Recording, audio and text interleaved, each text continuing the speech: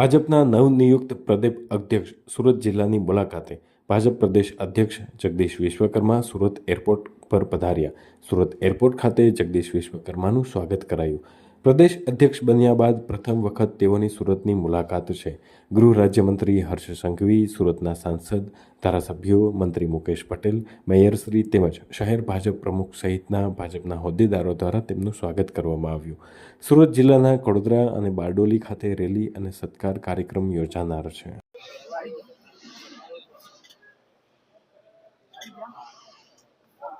ओ भाई जोदे ओ तू બધું પાડ હે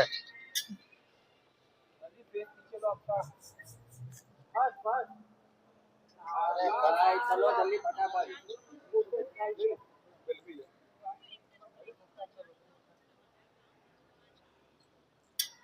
लेनिया बता ले तो इसे जन तो મને